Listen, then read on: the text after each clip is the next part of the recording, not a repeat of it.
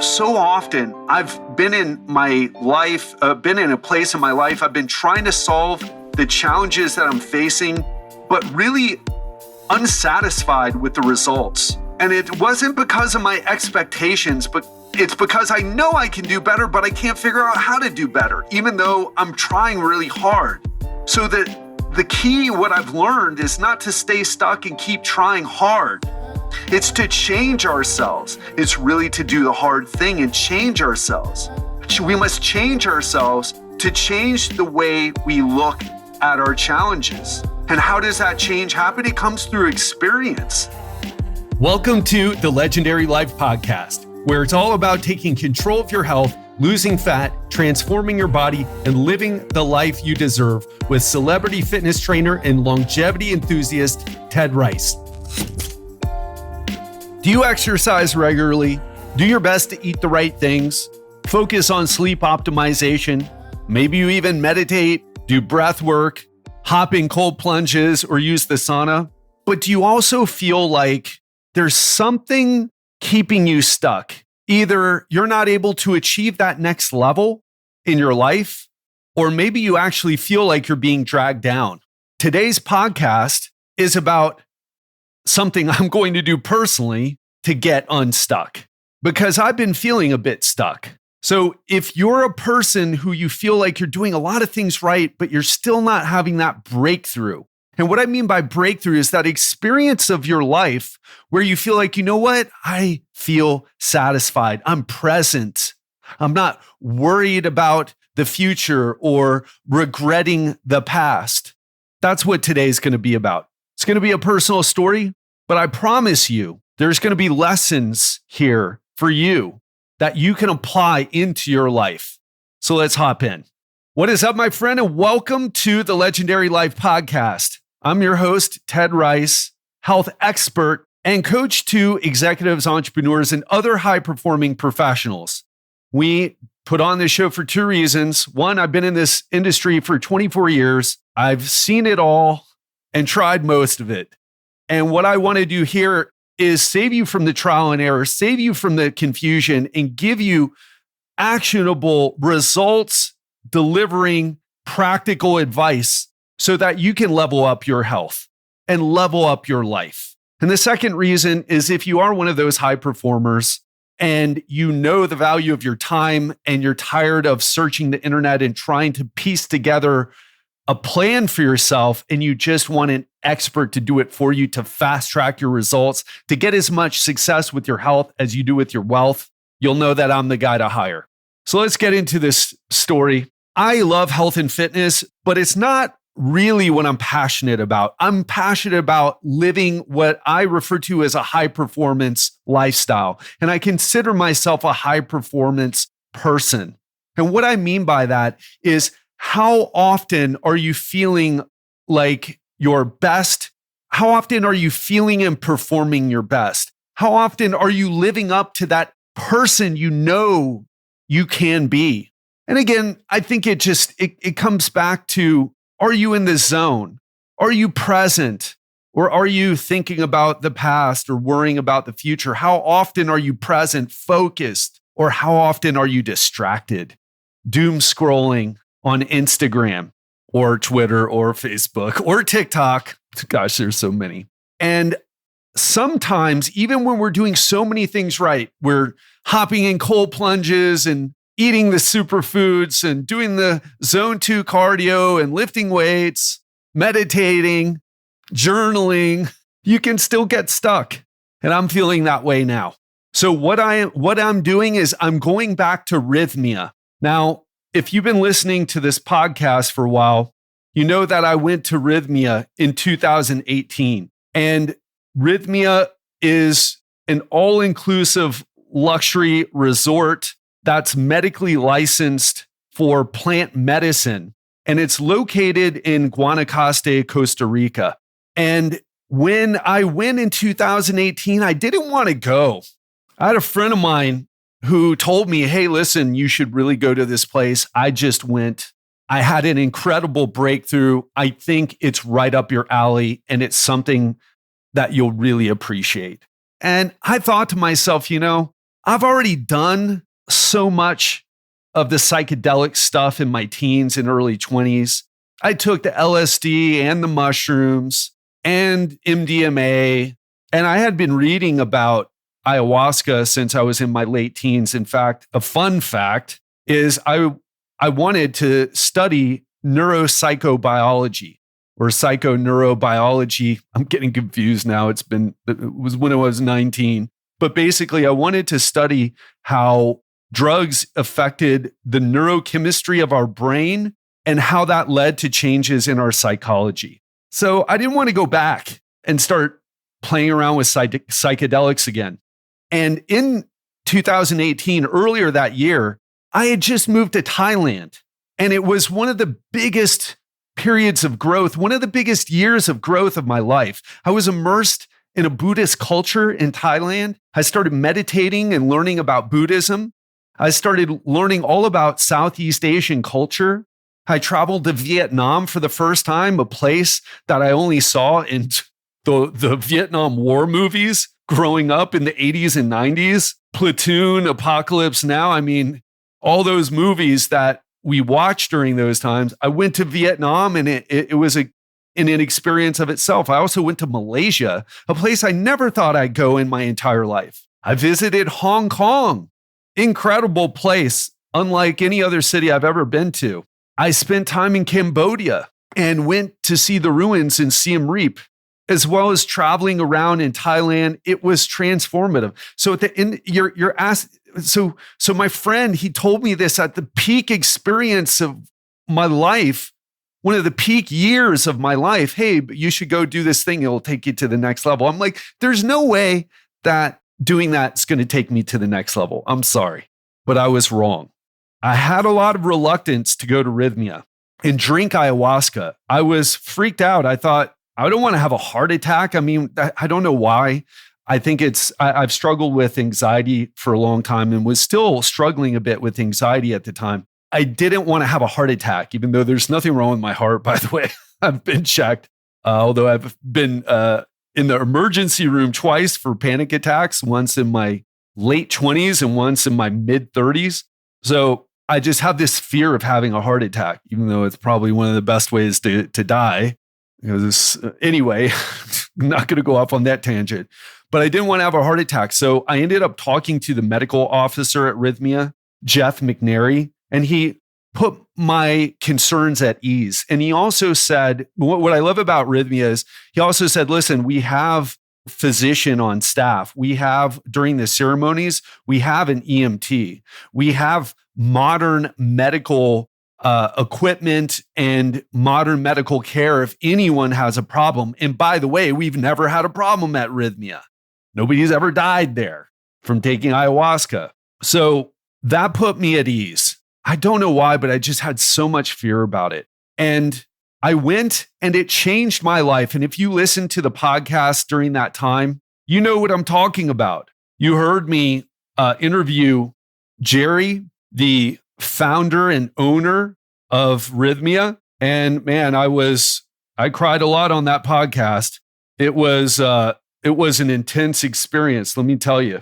And if you're interested in listening to it, because you haven't heard it yet, it's episode 334, How Plant Medicine Can Change Your Life with Jerry Powell. So again, that's episode 334 if you want to listen to it. And wow, it was game changing. But now I'm going back and I don't want to go back. So why am I doing it? Well, there's a few reasons. The first of all is I've been trying so many things to get to the next level. And I feel like I've been leveling up, but I still feel a bit stuck. I feel like I'm doing a lot of things, but I'm not getting the results that I want. And if you know anything about me from listening to this podcast, you know I'm focused on results. If your strategy is not working, it's simply because your strategy isn't good. And when I think back to my time at Rythmia and how that 7-day experience gave me clarity that honestly, I don't think is possible with any other method, and how that experience at Rythmia forever changed the trajectory of my life and how it helped me to see what was holding me back at the time, I feel like, you know what? I need to go back. And as I said, My business is doing better than ever, financially speaking. Our clients are getting breakthrough results with fat loss in their health. The lifestyle I live, it's something that most people only dream about.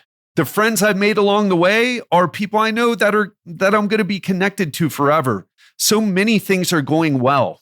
So if that's the case, then why am I feeling stuck? Well, as you may know, my dad died in 2020. I've mentioned it a lot. And during that time, I shared what I was going through. And if you listen to my podcast during that time, I'm sure you remember the feeling you got from listening to me. A few of my clients said, whoa, I know you're really going through it. In fact, I stopped working with clients for a year because I needed to really I saw that my dad's health was failing. And I knew I needed to be there for him 100%. So I finished up the contracts with the clients that I had at the time. And then I've turned clients away. It really hurt to do that, to be honest. I knew I was taking a step back in business, but I knew I had to step up for him. And I knew I would regret it if I didn't sacrifice to be there for him. And I want to be clear about something. Accepting our death and the death of people we love, it's a challenge in itself. But it was watching him fall apart and seeing him struggle and how I started to see myself following in his footsteps and how I had some of the same habits that he had, even though I'm a very different person. And I got scared. I'm following in his footsteps. I'm going to end up like him. I don't want to end up like my dad. I love him dearly, but he made so many mistakes, especially with his health. And again, that's not judging him in the sense that he just didn't know. And to be honest, even me looking at things where I'm at now, I think about things differently, meaning I didn't even see the mistakes he was making at the time, but I see them now. And while I'm grateful that I was able to take that year off and work to help take that year off and help him during the last months of his life, I feel like that experience left me with emotional baggage I've been dragging around for the past 3 years. I feel like it's renting space in my head. It's like if on a computer where there's just too many things going on and it's taking up too much RAM, so you can't focus. Your computer just isn't focused enough. It's too distracted. It's not fast enough. And I want to say this, it's not because I haven't been trying. If you know anything about me, I meditate almost daily.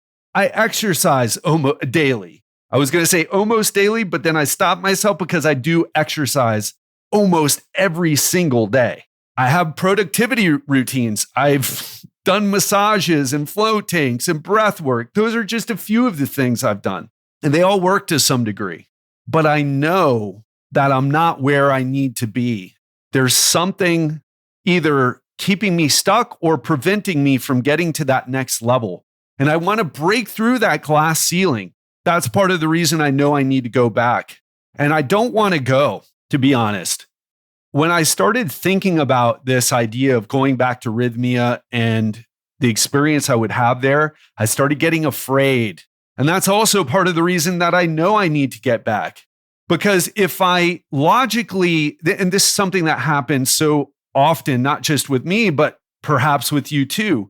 If it was just logic, if it was just, well, yeah, Rythmia isn't really what I need. I don't need to drink ayahuasca right now. That's not really what I need. That might even be a distraction. And it was coming from a logical place.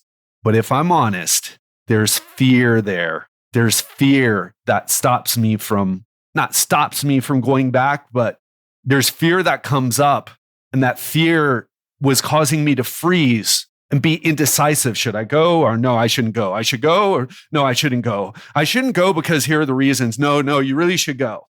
And you know what? That indecision is showing up in other ways in my life. It was showing up in my last relationship. Do I want to be with her or do I not want to be with her? Well, I want to be with her. These are all the reasons I want to be with her. You know what? You don't want to be with her, really. You should be with someone else because here are all the reasons you shouldn't be. Indecisiveness. Where should I go next in the world? I got to leave because my 3-month period is up. So where am I going to go in the world? I think I'm going to go to Lisbon. Oh, you know what? I should go to Miami. I haven't been there. No, I don't want to go to Miami. But that indecisiveness. It's a sign that you aren't performing at a high level. I don't care what you say or what you do.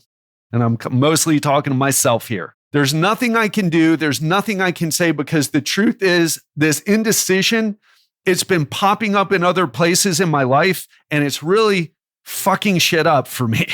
And it sucks. And I've been trying hard to get rid of it with so many things. And please, when I say stuff like this, I know you mean well if you reach out to me and give me your advice, but I don't need your advice. I don't share this because I'm asking for your advice. Giving advice to people is actually a sign, is one of the things that keep us all stuck.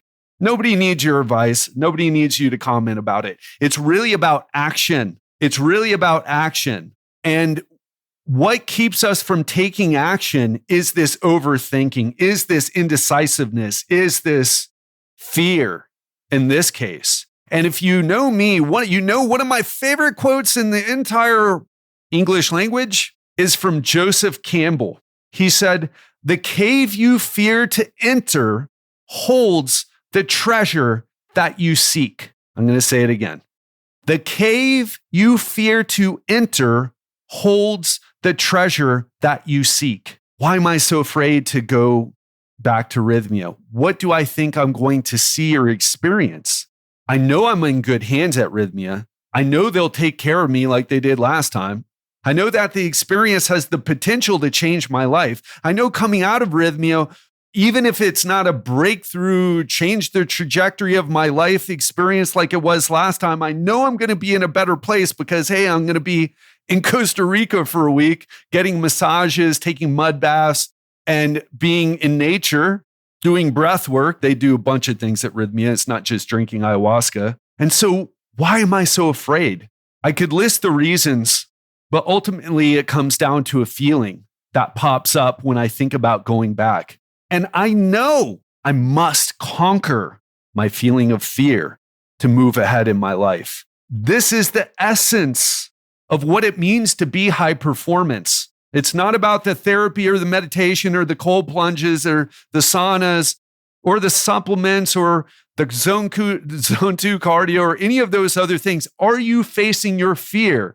Are you, as my friend Sterling Hawkins would say, hunting discomfort in your life and having a habit of hunting discomfort? Because it all starts with this awareness to know the difference between rational fear and irrational fear. I'll give you an example. A rational fear is like, have you ever watched those videos of people who are climbing towers with no safety equipment and they get to the top and they take a selfie? There are all these videos going around. A lot of them I think were Russians. And my palms are sweating just thinking about it. So that's a rational fear if you're afraid of doing something crazy like that, because you can fall and die, and those people do fall and die sometimes. Don't mean to laugh at it, but it's just like, it's super risky. But then there's irrational fear. Public speaking is an example of that. Having conversations, tough conversations with the people you care about is an example of that. And certainly fearing to face what's lurking beneath your subconscious, if you drink ayahuasca, for example, is also irrational. I know I need to face it. Another reason I'm going back is because my friend Sterling Hawkins will be the guest speaker for the week. And it's kind of funny how this happened, because he told me he was going to be the guest speaker. And I started looking at, okay, I need to try to go to Rythmia then. And then I reached out to Rythmia to organize it. And I was, again, with the indecisiveness, back and forth. Should I go? I was putting it off and scared and procrastinating. And finally, I made the decision to go.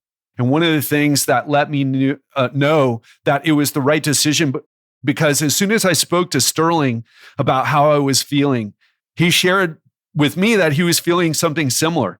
And immediately I felt less fear, because I wouldn't be going on this journey alone. Because Rythmia is much more than just drinking ayahuasca. The people who you meet there are people who are playing at a high level in life. And you're going through this experience together to get to the next level, to face your fears, It's one of the most powerful things you can do with another person is to go through those experiences together.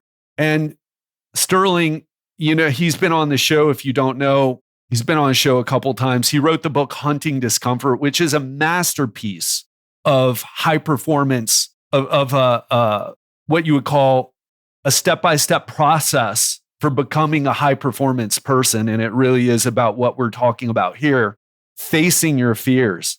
And he's going to be giving workshops there. But if I'm honest, it came back to that feeling I had when I was talking with him. And I felt like I'm going to face my fears with my brother, with my friend. So the last reason I'm going back is for you. I want to not be a role model. It sounds kind of cheesy, but I want to model the behavior that I think we all need to take when we're feeling stuck. Not that you have to go to Rythmia, although if you're curious about it, you should definitely go to their website and look it up, rythmia.com, RYTHMIA.com. It's a luxury resort, but you get what you pay for. If you want to pay a couple $100, you're going to get what you pay for there. But if you want a safe, really incredibly curated experience, Rythmia, there's just no place like it.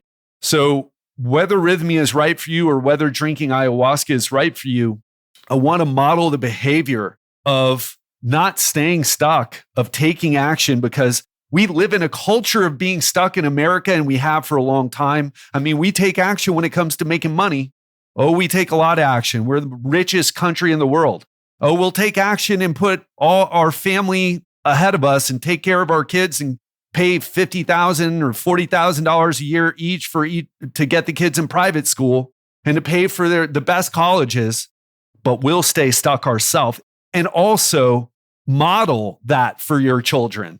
Meaning, so many of my clients say, well, I'm out of shape, but my kids are in shape. It's like, yeah, and guess what's going to happen when they get to be your age? They're going to do the same thing that you did. They're going to be like, well, I used to be in shape, but now I'm out of shape because I got the kids. And we keep passing on these routines. And so what I want to model for you and be in the habit of doing for myself is to take action when we're feeling stuck. And especially in the States, and I think the UK and Canada are really like this as well. We scroll social media, doom scrolling as the kids call it these days. We'll read books. That's great. And we'll think deeply, also great. But it doesn't get us unstuck. Why? Because we are all focused on learning, and not applying. What we don't do, take action. Why do you think I say take action? What are you going to do differently after listening to this podcast? Take action, because we're in the habit of not taking action. That's not a lack of a habit. It is a habit. We're in the habit of staying frozen, of staying stuck, and no judgments, because I've been there myself, even though I've been taking a lot of action. But if I'm honest, and if you're honest with yourself, it's not about the actions you're taking. It's about the results that you're getting. And I want to even make the argument here that all the information we consume is another way of doing nothing, but it gives us the feeling like we're doing something. And the problem is this: we're operating, or I'll use myself. So I'm operating at the 1.0 level, let's say, or maybe 2.0, or 3.0. But my point is this: I'm looking at my life right now through who I am right now. And Albert Einstein is credited with the saying, you cannot solve a problem with the same mind that created it. Now, whether that's true or not, as far as whether he said it or not, I believe that's true. So often I've been in my life, been in a place in my life, I've been trying to solve the challenges that I'm facing, but really unsatisfied with the results. And it wasn't because of my expectations, but it's because I know I can do better, but I can't figure out how to do better, even though I'm trying really hard. So the key, what I've learned, is not to stay stuck and keep trying hard. It's to change ourselves. It's really to do the hard thing and change ourselves. We must change ourselves to change the way we look at our challenges. And how does that change happen? It comes through experience. When I went to Thailand in 2018, sold everything I had, moved there with Giselle. It was transformative, incredible. You can't get that from thinking. You can't get that from reading a book. You can't get that from listening to podcasts. You have to do. You have to take action. And while I've done some cool stuff, I mean, I've scuba dived with bull sharks in Mexico. I've also done cave diving. I've gone back to jujitsu. I started therapy, doing all this stuff, but I'm still walking around with this feeling of being stuck. And it's, how do I know? Heightened levels of anxiety that no matter what I do, they get better, but then they come right back up. They get better, then come right back up. And so I know this, change only comes through experience. And the greater the experience, or more challenging the experience, the greater shift that we have, the greater amount of change that we have. And while I have no idea what will happen at Rythmia, what I do know is that experience, it's bringing up fear. So right now, I know I point my compass in that direction.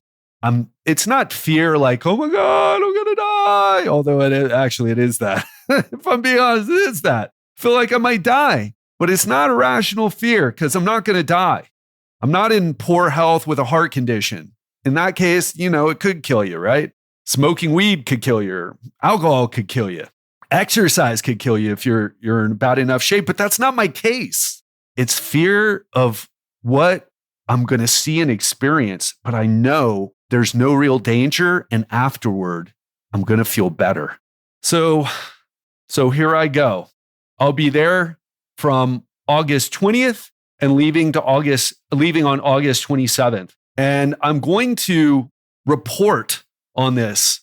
So this is the first pre-Rythmia episode. And here's what I want you to do. I'm showing up right now. I'm speaking to you in the way that I'm speaking to you. I'm talking about things the way I'm talking about things. And there's an intensity to it because I've drank some Brazilian coffee. I'm in Brazil right now. The coffee's got a lot of caffeine, but it's also, I don't know if you can hear it, but there's some angst going on as well. And it's not a bad thing. Again, I'm in a good place in my life. Nobody would look at my life and go like, man, you really got to get your act together, Ted. I mean, on paper, I've done some incredible things, but it's not about on paper. I have more money in the bank account than I've ever had in my life. It's not about that. Rich people, I shouldn't say rich people. What does that even mean? I don't know. But people who have millions of dollars in the bank account kill themselves. It's not about the money. It's about how we feel. It's not about the things we write down on paper. It's about how we feel. So I want you to pay attention to how you feel from listening to this episode and then listen to the post episode. I don't know how it's going to be. I don't know how I'm going to be, but I guarantee you there's going to be a difference. And that's what I'm talking about. That's what I'm talking about. There's a shift that happens through an experience, and somehow you just start showing up differently. So I want you to pay attention to that. And maybe it doesn't happen. Let's see. I don't even know. I think so. I think I'll have a big breakthrough again. Will it be the same? Will it be less? Will it be more? Will it be different? I think it'll be different. And that uncertainty is part of what the fear is. But again, where there's fear, there's also treasure. And we must enter those caves and slay our own dragons if we're going to be rewarded with the treasure of what's inside. That's it for me. I hope today's episode inspired you, or at least created some curiosity for you. And as always, please think about what you can do after listening to this episode. And I look forward to reporting back after my week at Rythmia. So make sure you check out rythmia.com if any of this sounds like you might be interested in it. I don't think ayahuasca is for everyone, but if you're feeling the call, if you have curiosity, even if you're a bit apprehensive or maybe even afraid, follow up with that curiosity, learn more. And on Monday, I have a special episode for you. I've got Dr. Eric Trexler on the show. Now, Eric is a professional bodybuilder and sports nutrition researcher. The reason that I'm having him on the show is to talk about research in fitness nutrition with specifics around metabolism. So many people are confused about metabolism. They think they have a slow metabolism. And you hear things online that if you cut your calories too low, you might slow your metabolism down or maybe even damage your metabolism. So if you've heard any of that, you're going to want to tune in on Monday. So have a great weekend and speak to you then.